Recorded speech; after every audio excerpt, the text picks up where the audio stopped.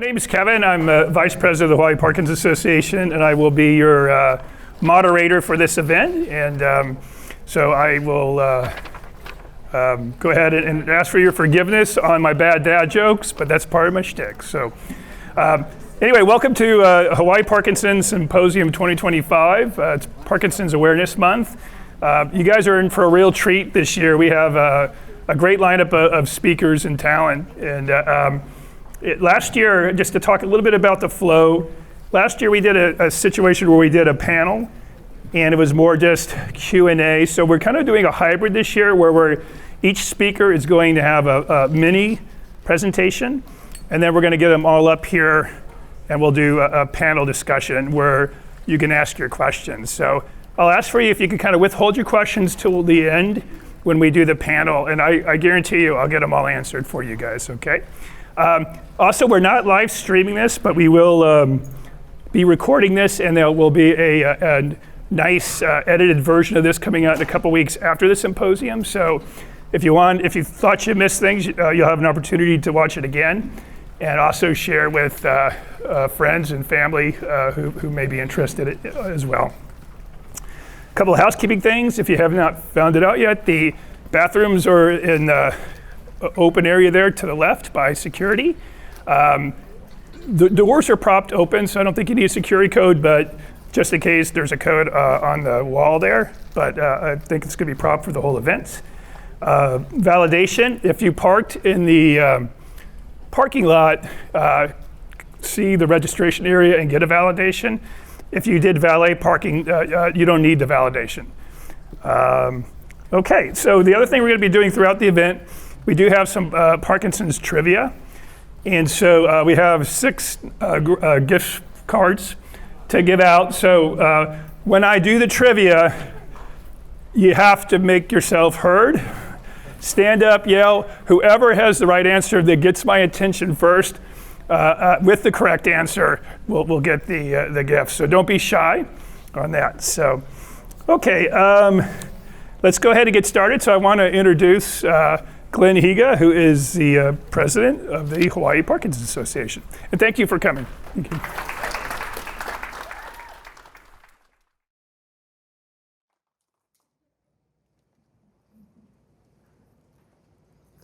Thank you, Kevin. Good morning, everybody, and aloha.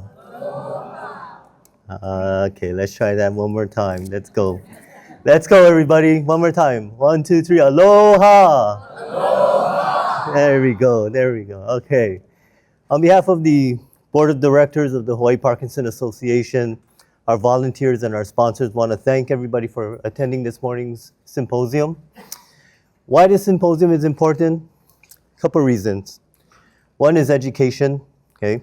We want you to learn more about the condition that affects not only you who have Parkinson's, but also everyone around you, okay? All your family, your friends, your colleagues. There's also a social interaction part of this, okay? So during breaks, take some time to meet others with Parkinson's, share stories, best practices, or just make a new friend, okay? And that goes for our care partners as well, okay? And be your strongest advocate, okay? Like we always say, you know your body better than anyone else, and we want you to arm yourself with new knowledge to inform your care team, okay? So this year is a pretty exciting year for us at Hawaii Parkinson Association and also for everyone here as well. Coming up in October 4th through the 9th, we have the International Parkinson's and Movement Disorder Conference, which is a very unique conference. It's held every year in a different city, and so this is kind of a once-in-a-lifetime opportunity for Honolulu and Hawaii to host this conference. And it will bring about 4,000 leading professionals from around the world here to Hawaii. As part of the event on October 4th at the Michael J. Fox Foundation, which is right, we have a table there, Julia and Kristen, they'll be hosting their PDIQ plus U event. That'll be on October 4th at the Hilton Hawaiian Village. Okay, so mark your calendars for that. And but most of all, don't forget is the Hawaii Parkinson Walk, okay, which will be on Saturday, November 1st this year. Okay, it will be at Magic Island again, as always. Okay, so keep that on your calendars, mark that down. Okay. Don't forget about our resource center, okay? Our resource center, which is located in St. Francis, Liliha campus. We're open 3 days a week, Tuesdays, Thursdays, and Saturdays, except not today. And we're also open by appointment, okay? So it's a place for people in the Parkinson community to receive support in their journey. Okay, so if you have any questions about Parkinson's, if you need resources, local and national, if you need, if you want to just talk to somebody with Parkinson's, like myself or anybody else, any of our other volunteers, just make an appointment and we're there for you. Okay. Events like this symposium are free, and they're thanks to our sponsors and the donations we receive throughout the year. It also allows us to support and expand the number of support groups that we have here in Hawaii, okay, on 4 islands. And we consider support groups the first line of defense when it comes to battling Parkinson's. We're also planning more educational events, so please stay informed through our website and e-newsletter as well. Okay, so thank you again for coming, and turn it back to Kevin for our program. Thank you very much.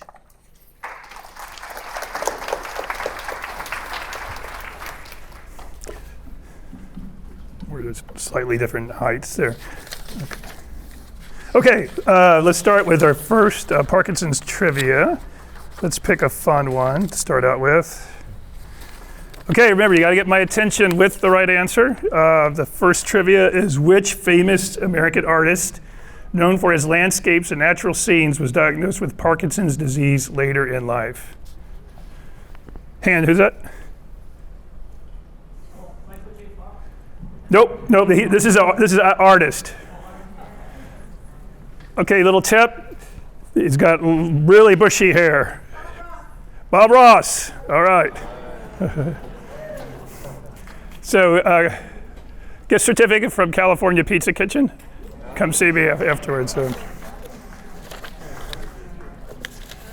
Okay, so we have a great lineup of speakers and topics. Our first topic is going to be on exercise. And so, why did the blonde get a perm? Because her personal trainer said curls might be helpful. Okay, our first speaker is Becky Farley.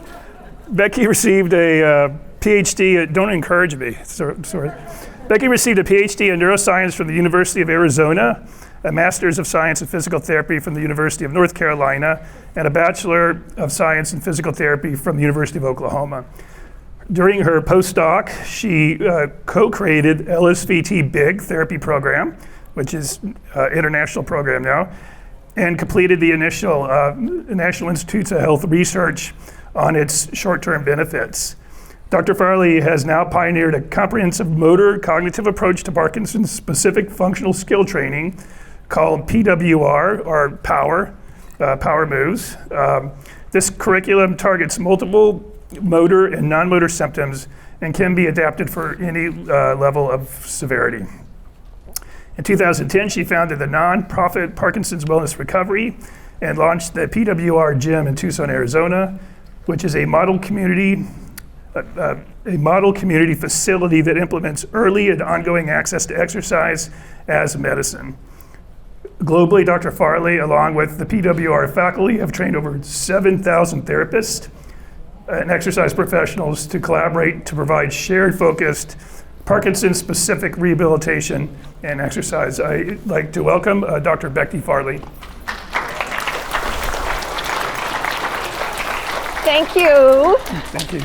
Can you all hear me okay? Yeah. All right, because no? Yeah, I think you need the mic. Yeah, oh. Thank you. Is this one on? Oh, okay, I got it. As you can probably tell by my bio, I don't stand still very often. I'm always making big movements and other types of movements. So is that better? No. Wow, let me, yeah. Okay. All right. Oh, do you know how hard it is going to be to stand like this? All right, I'll just talk a lot louder. So first of all, I want to thank Hawaii Parkinson's for inviting me. This is an honor to be here at this conference with all of you, and it's so exciting to see you interact and connect. That is so important. It's just as important as movement. And also, I get to see this lovely island and some friends I've had throughout my career that I've known Pat since 2011. And Glenn was at our retreat last year, and some other people have come. So thank you. All right, I want you to do something with me. I want you to sit up tall in the chair. Put your feet about almost as wide as a chair. Try to reach the back of the chair. So bring your shoulders back, tuck your chin. So you're using your extensors, critical for Parkinson's. Now I want you to kind of stay like that and see if you can bump your neighbor. Sort of rock in the chair and see how much you can weight shift over in the chair. All right? Important skill for turning, for everything in life, for rolling. Now I want you to look over your shoulder and see how far you can just look. Stay in that nice extended power up position. Look around, see who's in the room.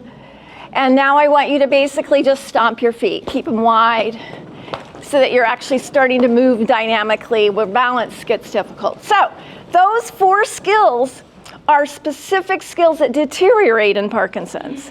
And that's why we focus on them in therapy and in exercise. And so it's not a protocol, it's not black and white, but those skills are going to help you in your everyday life. And so that's why we focus on that. And we have, I'll talk about that later, but it's pretty simple. But the more you are aware of those skills, the better you'll move in life. And the better you'll exercise, the better you'll hike, the better you'll do the things that you love. So, all right.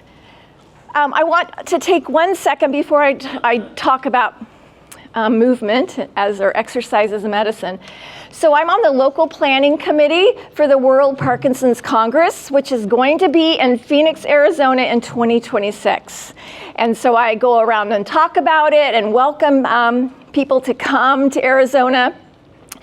I'm in Tucson, which is an hour and a half away, and it's way prettier in Tucson. But it's the World Parkinson's Congress is every 3 years. I've been to it since the very beginning, which was in 2000, I believe, in 3 in DC.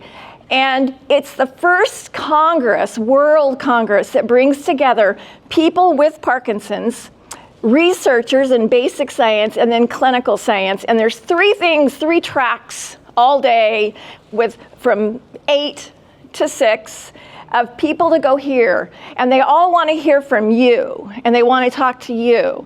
And so it's wonderful because you can have your little list and go visit all these people that do science around the world to help people with Parkinson's. And then you can go exercise. I have a whole track for you. You can do acupuncture and massage, and you can try all these different things. So I just want to encourage you to go to the website and look it up.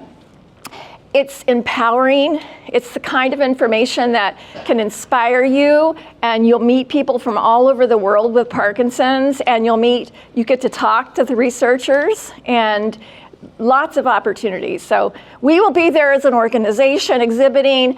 We will be hopefully presenting on, we're going to have a whole exercise class on gait problems with walking, and have stations for you to go learn tricks and tips and learn about what you can do.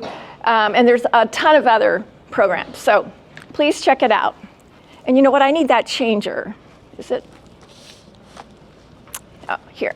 Let me just, the little side. Thank you.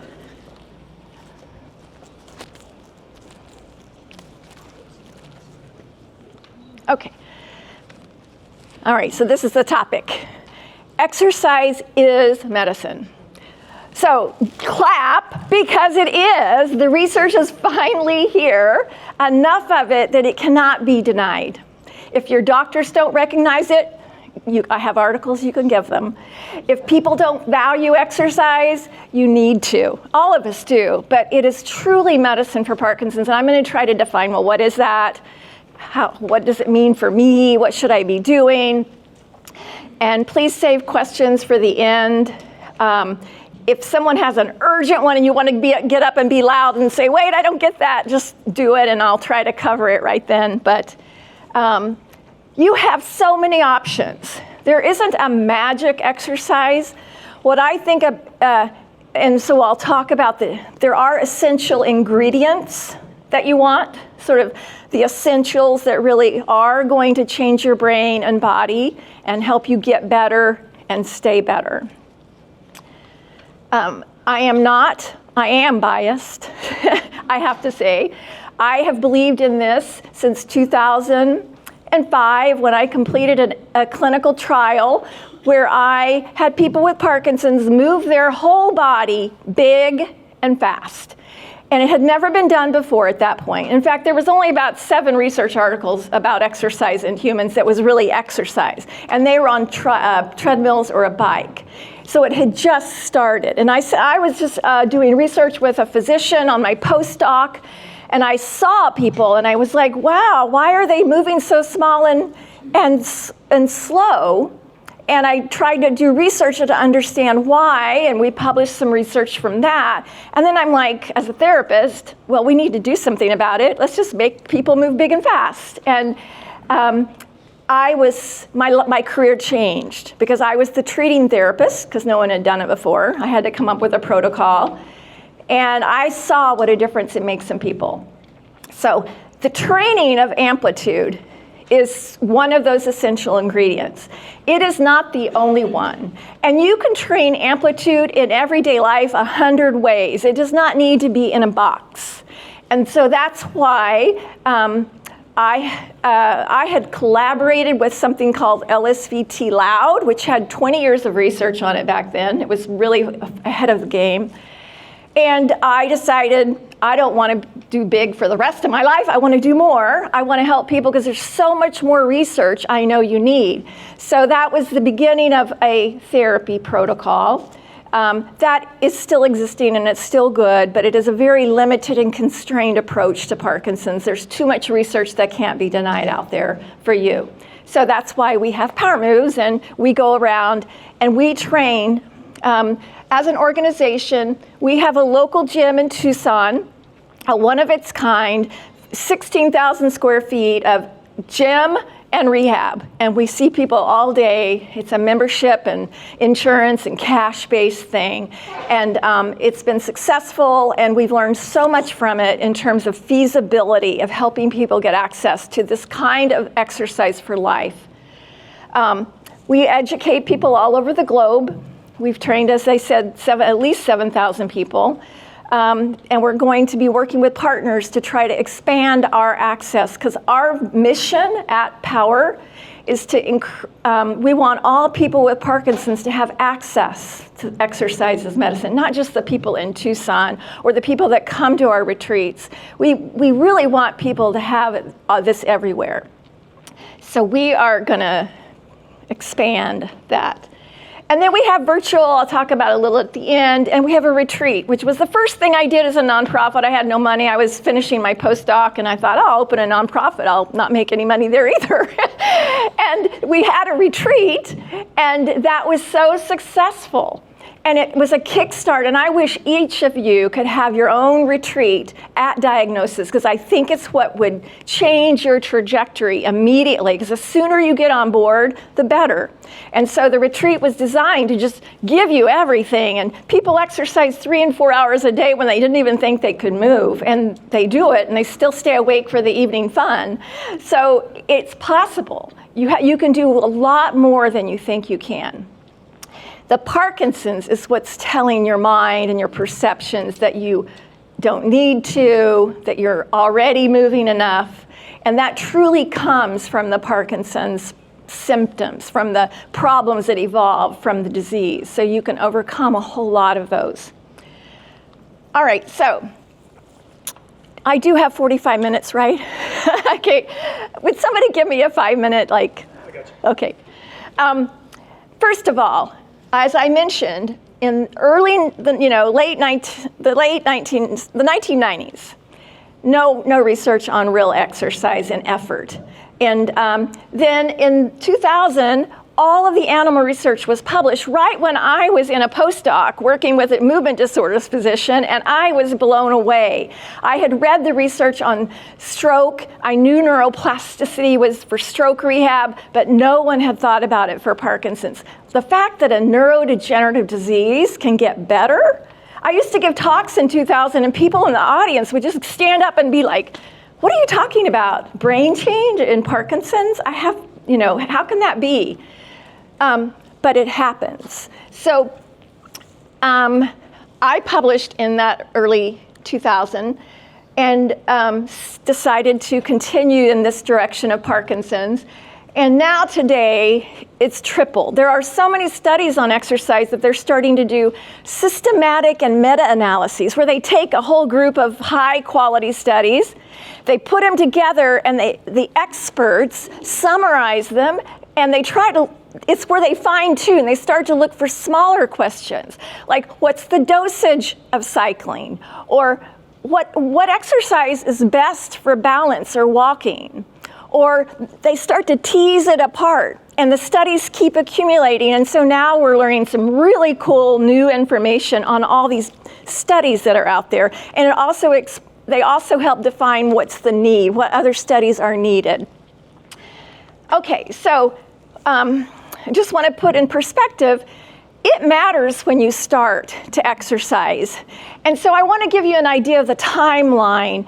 And in animals, they can carefully titrate this timeline, which is why the animal research is so important, because we can't put you in a bottle and put you on a spinning wheel and make you do all these things at specific times.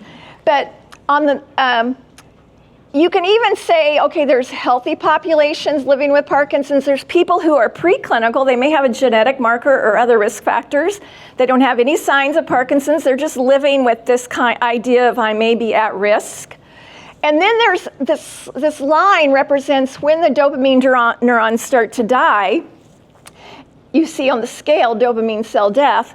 And people live for 10, 15 years or more, and their dopamine neurons are dying, but they don't have motor symptoms, but they have some non-motor symptoms. They have loss of smell. They may have blood pressure changes, cardiac changes, constipation, sleep disorders, and that is the start of the disease, but nobody knows it. And then they reach a threshold where all at once, it's like you get a motor symptom, the tremor, or you notice the heaviness in your legs, or lack of arm swing. And then the doctor goes, oh, I think you have Parkinson's. So in animals, you can exercise them all along this time period, and you can say, hey, and I'll tell you, in animals, if they're healthy, or in preclinical stage, where they have genetic animal models too, they have animals who, and they exercise them, they don't get Parkinson's. It's something about it is maybe protective, and it's preventing them from developing it. And they can do that in large number of animals. They then take animals in this prodromal period where no motor symptoms, exercise them, and the animals never reach, the disease doesn't continue, it halts it. Only if they exercise, but they still halts the disease as long as they keep being active. And then they can take animals who truly have Parkinson's motor symptoms at different stages, early, moderate, and advanced, and exercise them. And guess what? Their symptoms get better. Some of them have different levels of recovery, but they all get better. Even the advanced states of animal models where there's no more dopamine neurons, just like in human Parkinson's. So that was my motivation, and that suggests to us that exercise is preventative in animals, that exercise is able to modify the course of the disease. And at the very least, exercise improves the symptoms, and perhaps some modifying as well mixed in there. So that's animals. That's why to be excited, but now I want to talk about humans. So I'm going to move this like this so I can actually see better. So let's look at that same concept in humans. If you could take people that are healthy controls or at risk and say to them, you know what? Like maybe I have an aging fitness class, And I'm like, you know what? I think you need to do these things to prevent you from getting other neurodegenerative diseases like Alzheimer's or Parkinson's. There's research that people that are habitual exercisers can stay healthier longer, and in terms of Parkinson's, that black line, they don't develop Parkinson's. They do have some loss of dopamine neurons, which is what this slope is, but everyone that's aging has a 10% loss of dopamine neurons at least. But they never reach a threshold where they develop the motor symptoms and the dopamine neurons keep dying. So that would be an example of prevention in humans, and there's accumulation of research looking at large numbers of people. One of those studies is the Michael J. Fox PPMI study, but there's others who they go back and they track people for 10, 12 years or more who are in this group of habitual exercisers to see what happens to them. So that's one possibility. There's another group of people who are habitual exercisers who their slope does change and they actually do develop a diagnosis of Parkinson's. But I want you to look at the timeline, which is what red's represented here, that they're diagnosed later than the red group, who are sedentary individuals who are diagnosed, who have a steeper slope, so that at diagnosis, their dopamine system is more depleted than the blue group, who are the habitual exercisers. Wow, what does that mean? It means being a habitual exerciser, even in your midlife and later in your life, anytime, is a good thing because it may really help put off degenerative disease. And even if you are diagnosed, you have a head start. They compared the brains of these blue diagnosed exercisers to the sedentary group at diagnosis, and they showed that not only were the symptoms worse in the the red group, the sedentary, the brain, the basal ganglia where the dopamine is released, those circuits were not as robust. The dopamine release, the dopamine system was more robust for the habitual group in terms of quantifying that with brain imaging than the sedentary group. Wow, that's really amazing to know. That tells you a lot. It says, hey, something about exercise is not only preventative, but it's keeping these people better for longer. And they may have Parkinson's, yes, but their trajectory is flatter, right? They don't progress as fast as long as they stay exercising. Now, don't be discouraged by the red line, because you can see if people that were sedentary have a neurologist who says, you know what, the best thing you can do right now is start exercising. Get a coach, get a therapist, get a fitness professional, and get going. And if they do that, you can see that their trajectory turns green, where it's not as steep, because they may start a little later, but they started at diagnosis. So the sooner you start, the more effect you can have on that trajectory of living with Parkinson's. I could stop there because that is so much amazing information that was not available even 5 years ago. It was not. This study was just, this is an example of a systematic review of experts who decided to look at all the research that supports all these points I just made. And they made an illustration to try to summarize it. It's based on real data. So that's why you want to start early. It's not too late to get started. And one thing that's for sure is you have to maintain it. And that's to me as a therapist who have a gym in town, that's all we do, is we have people who have been coming to the gym for 12 years or more. They don't stop. That's our mission. Now, I know that's hard to do, but it's feasible because we're doing it. People will come, and once everyone comes at a different dosage. It depends on how far they live and what they can do, what resources they have near them.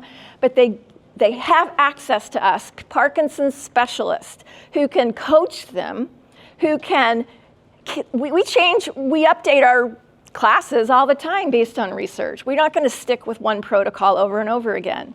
So that's the bottom line. So, the benefits of exercise. This is a summary slide of all the different studies on Parkinson's. They are wide-ranging, which is going to be important when I talk next about some things. So, let's start with motor symptoms. Almost all exercise has an impact on motor symptoms. Probably the progressive exercises like aerobics and strength and just interval sorts of training is going to have more effect on motor symptoms than anything, but they all help the different motor symptoms. And guess what? That's all medication does for you, is reduce your motor symptoms. It doesn't do all these other things. So, exercise improves your non-motor symptoms. And these are the things that keep you from exercising. Constipation, mood, sleep problems, you could go on and on. Just different planning. Executive function is about problem solving and attention. And if that's not good, it's hard for you to sort of get places during the day in the way as like you want. So exercise improves non-motor symptoms. It also, because of those effects, people have better quality of life, and they kind of put off disability, right? They stay functional and moving longer. That's huge. Even if exercise does not change your brain, if it changes your quality of life and you move better and feel better, you already have a head start on life, on living well and thriving with Parkinson's. The other thing that I love is you can get better at what you practice, very task-specific skills. That's why we developed this kind of power move skill training.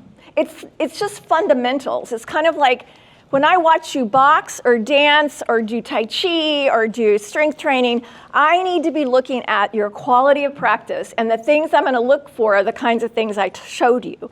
I want to make sure you're not moving like you have Parkinson's. I want to make sure you're moving like you have your body is in your control, right, with good quality. And so the idea is you want to train skills that are important for you. And if you have Parkinson's, your everyday movement is the first thing that deteriorates. It's that automaticity. That's what the basal ganglia does. It helps your brain work efficiently so that you can go about moving really these complex movements you do in every life, getting up and down, rolling in bed, getting out of bed, dressing, driving, all the things that they get difficult because of Parkinson's, the loss of automaticity. So there's things we can do to train those skills. So you constantly are aware that you can do more with them and practice them so you don't lose them and they don't deteriorate as fast. So that's why we focus on functional skill training, because that's the most meaningful thing to people in terms of your everyday life. It's great that you're stronger, but you really want to be stronger so you can get off the floor or get down on the floor to play with your grandkids. So last couple, exercise will improve the efficacy of your medication. It's very synergistic, in fact.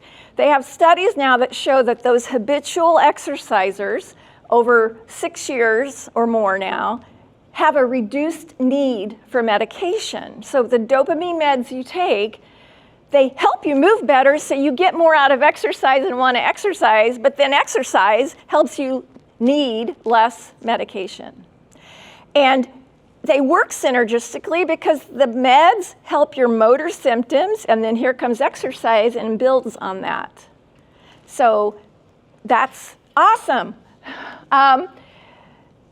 You can also know that when you exercise, it's just good for your brain and body health, but that's pretty critical because if you don't move, you're going to have all kinds of problems. Your brain is the environment for your neurons is just not positive. Your environment is like polluted.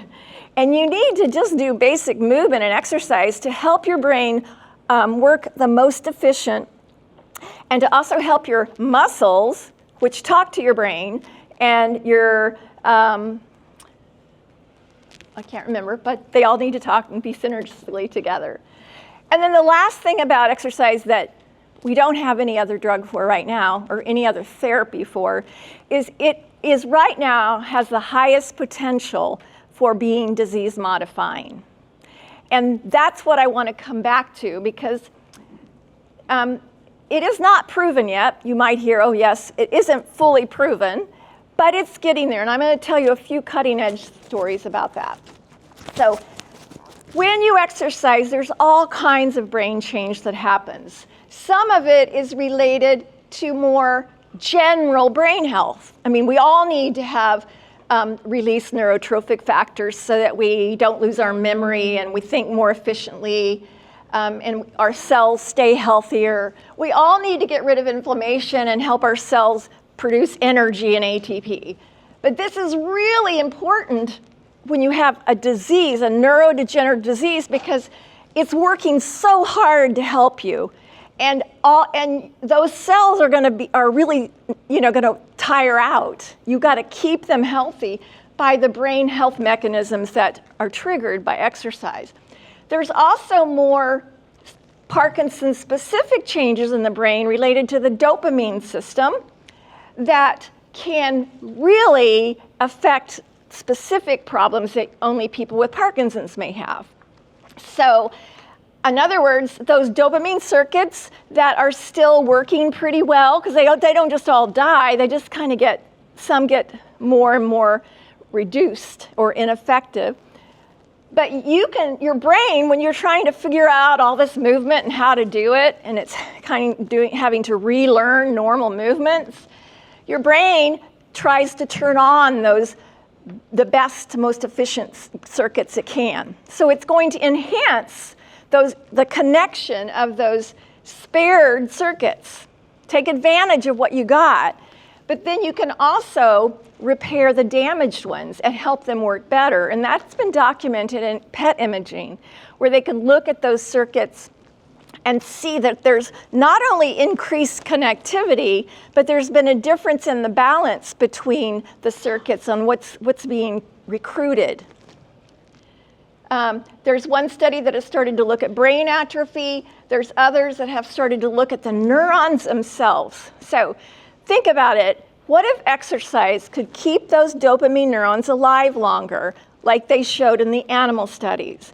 These kind of questions are going to take the longest to answer, but there's studies that have already started to figure out the technology to do that.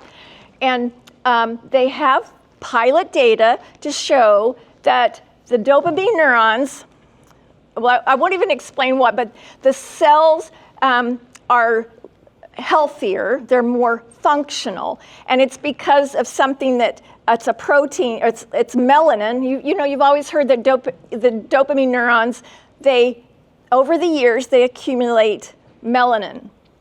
That's why when you look at them in the brain, it's the dark substance of the brain, the substantia nigra, because these dopamine neurons accumulate this melanin, which is important for the creation of dopamine, you could say. It's kind of a byproduct. If that melanin decreases, it causes more toxicity in the cells and in that region of the brain. So they've showed that those cells don't lose melanin over 6 months, and they have some controls. So anyway, over time, they're probably going to be able to tell us definitely that yes, it's slowing the disease itself. And there's all kinds of evidence for physiological changes that suggest disease modification. And now they're starting to look at structural changes and changes specifically in dopamine neurons. Oh, okay, so obviously I'm excited. The reason exercise is better than a drug is because exercise does so much. A drug is usually created for one mechanism. I'm going to give you this pill so that it affects this receptor. But when you exercise, you are turning on all kinds of molecular and cellular triggers and a cascade of communication, you could say, signals. which is important because you know what? No one with Parkinson's is like the next person. You're all different. And that heterogeneity makes it really difficult for one pill to work for everybody. But exercise has the potential to have some impact on everyone, and perhaps later we'll know how to tweak exercise so that you have a personalized program and you have a personalized program. That's what we need to get to. So age, so many people are diagnosed at different ages. The symptoms, the motor symptoms that you have are going to be a different sort of distribution than the symptoms someone else has. The cognition that's related to not memory as much as problem solving, our executive problem. What to do when you walk in a crowded room like this. The more you experience these complex environments, that's good because you're reusing those circuits. And also mood. All the symptoms and non-motor symptoms of mood are also different for everyone, which can affect so much of things like learning and participation in all these different programs. And then autonomic, maybe not even dopamine related, but people have these autonomic problems, and we'll be talking about some of these later, which can affect your participation in exercise if you have orthostatic hypotension or maybe some heart rate variability issues where you can't get your heart rate maybe even to go up over into target areas you want to. We can adapt for that and coach and personalize it, but it's different. You'll all have a different kind of plan in some ways. All right, and then the other thing that's very different in humans, in Parkinson's especially, there are so many causes of Parkinson's. It's not just one, it's an accumulation as well, so that it's very complex. Lifestyle, so we know, I've told you some evidence for physical activity, but also diet and stress can contribute to the development of Parkinson's, and it can be one of the factors that accumulates over time in your life. Genetic factors, having some risk factor that either is penetrates a lot and everyone in the family has Parkinson's, or it's just a risk factor that might go with you and skip generations. Or younger onset, have a higher risk factor for genetic mutations. So things like that all are going to, it's going to create a different kind of Parkinson's disease. And then the environment now is a huge issue because there are known toxins that create Parkinson's. In fact, they use those toxins in animal models to make the dopamine cells die. They know that and they're out there and they've tried to ban them and they're still out there. So there's a huge movement to end Parkinson's by preventing try to get rid of this environmental effect of causing it. Just get rid of the toxins and you're going to have a lower prevalence of Parkinson's. So the problem with all that heterogeneity is that, as I've been saying, you all are going to respond differently to a medication or an exercise. So we really need to look at personalized medicine. And also, if you're interested in this book, Ending Parkinson's, the chapter on Parkinson's, chapter 1, is the best chapter on the history of Parkinson's I've ever read. And they go out to super sites all over the country, and they identify them, and they visit them, and they document, and now they're funding researchers to address these toxins and to get it out there of how bad they are. They have a new book that I just ordered, which is more of a plan for how they're going to go about this journey, to really address environmental toxicity. If you're interested, Larry Gifford, who has Parkinson's, started the PD Avengers. It's huge, and these people are going out to Congress, to every state and representatives to talk to them, and it's a huge advocacy group filled with everyone in the public, not just people with Parkinson's, anyone that's interested in this. And there's a video on APDA that talks about the significance of the fact that there was a law put into action in 2024 to really end Parkinson's. So now there's sort of that momentum to bring more research to the issue and more education. And then finally, we need to know more genetics. Parkinson's Foundation, if you're interested, has a study. They just renewed it because it was so successful, and they're expanding to more underserved communities and different countries to get people to, get a sample to look at different genetics. And they're only screening for 7, I think, different genes, the most common. There are more than that, but they're the ones that, they got to start somewhere, because knowing a genetic profile can also help in this idea of putting together personalized medicine. And then I mentioned the Michael J. Fox study is still taking participants. You don't have to have Parkinson's. You can be a spouse or a family member. And the idea is they do all these different samples from your brain, from your tissue, from blood draw. They do tests and surveys about your history of exercise and your diet and all this. And now they're starting to publish that data as it accumulates, and it's contributing to so much rich research. And so it's still going to go on. And in fact, one of the studies they just published showed they took people from 10 years ago or more who didn't have Parkinson's when they signed up, but then they looked at who developed Parkinson's and who didn't. And the ones that developed Parkinson's, they then looked at all their data, and they showed that the ones that were habitual exercisers had a slower development rate of Parkinson's. So like that line I showed, their symptoms weren't as bad, and they stayed better in terms of the next 10 years or so. So in the future, they're going to have more and more of that kind of data. All right, so that's the future. Is like cancer. You can't take everybody down here and put them in a clinical trial, because it's just too much. There are too many factors that interfere with interpreting that data. The more you can fine-tune it and get people into categories of similar people and then see how they respond to different therapies, that's how they're going to get at personalized medicine that includes exercise.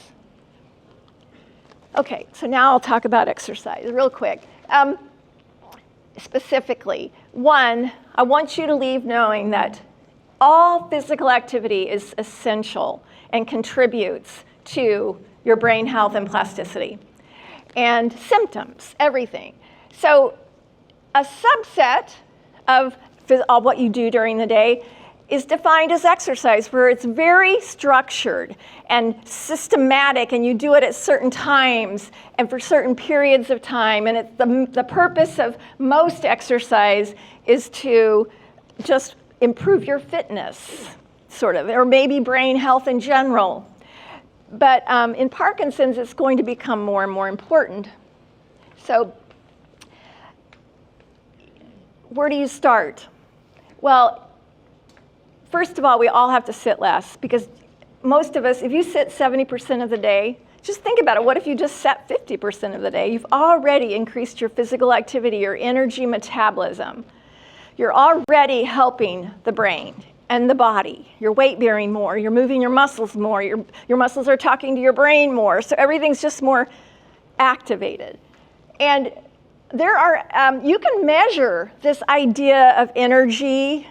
It's called a MET level. It's a metabolic, how much you're expending, or energy expenditure. And you can measure it for everything in daily life. And believe it or not, people have studied that. And they've identified that things you do in daily life can be light, and that number, MET number, is a way to quantify the energy. So there's some things we do in life, like just a brisk walk into a mall or a store, sweeping, vacuuming. These things have higher energy expenditure. They count more, right? And it's up in the exercise zones at a moderate level. Some people get really into it, like when I sweep, I get into it. That is the one time I make it vigorous. It's like I just want to get it done as fast as possible. And so some people might spend more time in their job or in their life with other more vigorous activities. Those all count in terms of energy production and plasticity and brain health. So there's been a study that showed that non-exercise physical activity can reduce your bradykinesia, which is the slower movements. So go around and think about what can I just do today, and do it with intention and maybe a little bit more vigor. Just think about it more intently while you do it, and that adds up. It counts. So there's a lot of other things you can do, and I want to talk about get started, don't stop. Some evidence that also shows if you do nothing, kind of like the lines I showed, it's just going to degenerate faster, right? So those are important to keep in mind as a motivation. And this was a fun study that followed people. They came to one of these Parkinson's Foundation Centers of Excellence, and they every time people would come, they would measure them and ask about their activity levels, and they'd go see a rehab team and all these get a consult. So the ones at the top shows you that on their very first trip, your baseline, and they came back a year later and 2 years later, this group of individuals were what I call yes-yesers. They're always exercising from the beginning of their diagnosis, at least 2.5 hours a week. Whatever that was, they considered it exercise. It wasn't a strict analysis of everything they did. And then they gave them these different quality of life scales, which measure different domains like social and sleep. It looks at all kind of quality of life things. And they were doing the lower, the bigger this number is, the worse their quality of life. So over time, the change score to year 1 or 2, they were doing great still. There was another group of people who said, no, I am not an exerciser, but they probably went and saw a therapist like me, and then we talked them into exercise. And the next year they came in and said yes and yes. And their scores on that quality of life measure were good. It wasn't too late for them to get started. They were able to go on and start a program early. Another group came in, and it took them until the second year to decide to go for exercise. And their scores are worse, but not in they're not horrible, but they're worse than the ones who were yes-yesers. And then you have your no's, and the scores are the worst. And it just says, the earlier you start, the better. If you're sedentary, don't worry, just get started, because it's going to impact your quality of life. And this is the evidence now, which really is amazing. There's several papers like this now who follow people over time. They're starting to look out what happens 1, 3, 6 years later. And the top group are people that did not participate. This is an exercise program, but they did not do it. They're the controls, and you're looking at their motor symptoms score, and their motor symptoms are getting worse over time at the top, the circles, the clear circles. The next 2 black groups, they both did this intensive 5-day-a-week, I think it was 5 weeks program. And it was a very much multimodal. They did lots of things that were very motor cognitive challenging. And they came 5 days a week, and they both got better immediately. So that gray bar says, yes, their scores got decreased, their symptoms decreased after that intense bout.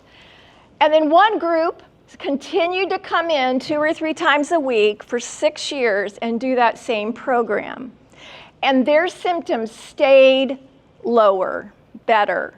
Whereas this group who did it and they got better, but then they didn't go back and do anything, and their symptoms, they didn't get as bad as the control group, but the symptoms are starting to get worse. Okay, thank you. Where are you? I hear. All right, so what you do is important. And this gets at the actual program, what people recommend. You do need to do progressive exercise in terms of aerobics or resistance, because it's so good in terms of it's sort of like a spray hose. It just turns on all of these signaling molecules in your body. Everything starts talking to everything else. Your organs, your muscles, which are the biggest organs, and tissue, start talking to the brain, and everything's activated and connected. And then you need to do skill training, and I really push Parkinson-specific skill training. Now, if you already had something you like to do, like pickleball, do it, because it's a great skill. It has a lot of great components. But if you don't like pickleball, you got to do something that's going to really target your everyday movements. So this involves goal-based, what bothers you the most, and it's motor and cognitive training. You're really working to improve certain skills. And so learning is really good because it creates plasticity. When you relearn a skill or learn a new skill, you're definitely making more connections in the brain. So I will say aerobics has the most evidence. This is the first phase 3 study on exercise. It's aerobics on a treadmill, which has a certain degree of skill training because you're walking. And if you can still get into it, but it is super well designed, and because they did a pilot, they have really great outcomes. And one of the outcomes they're going to ask for, besides how your symptoms are, how your gait and your movements are, is they're going to look at a blood draw to look for those inflammatory markers and neurotrophic factors, and they're going to look at your brain to see if this is a DAT scan where you're looking at kind of what represents the health of those dopamine terminals. And you can see that one side is not very red, and so the terminals are withdrawn, and they're going to see if after exercise this changes or doesn't get worse. So it's the first sort of that kind of data that's being done. The other thing in terms of how do you do all this exercise in your daily life is that there's a lot of research that says you probably should do both together. That's called interval training, where you do a little bit of raise your heart rate, get moving, and then do some kind of skill like with weights. Maybe I do a sit to stand, or maybe I get up and down off the floor. So I'm doing skill training. You're doing them both kind of together. It's an efficient way to exercise, so you don't have to exercise 2 hours a day, because you can do both. You can do strength and aerobics and skill all together. And there's a lot of evidence for that in the research about how when you combine that, the aerobics and the strength actually kind of work synergistically and helps you learn faster. It helps you do the skills better because your brain, we call it primed. Your brain is kind of like ready to work. So, all right, so I'm going to skip that and see if I can find it. So, I will be happy to answer questions about all these things because we do have, examples of virtual exercises people can do, but you really need a coach, and that's my question. And if you want to know what that is, ask me later, but you need a person to educate you, empower you, help you, because over time, we don't want you to drop out of exercise, and it can happen if you get injured or ill or something else happens with your meds or something, and people just stop.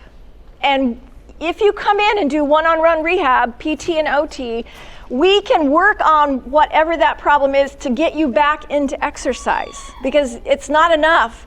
You've got to have both of your healthcare resources, your community resources working together, and that's our mission at Power, is to train people to communicate. It should be bi-directional referral. You should not just stay in a class for your whole life. You really need to work together to get the most out of for you. You can't do it alone, and we're here to help you, and I appreciate your time. Is that like, okay, before he comes up here.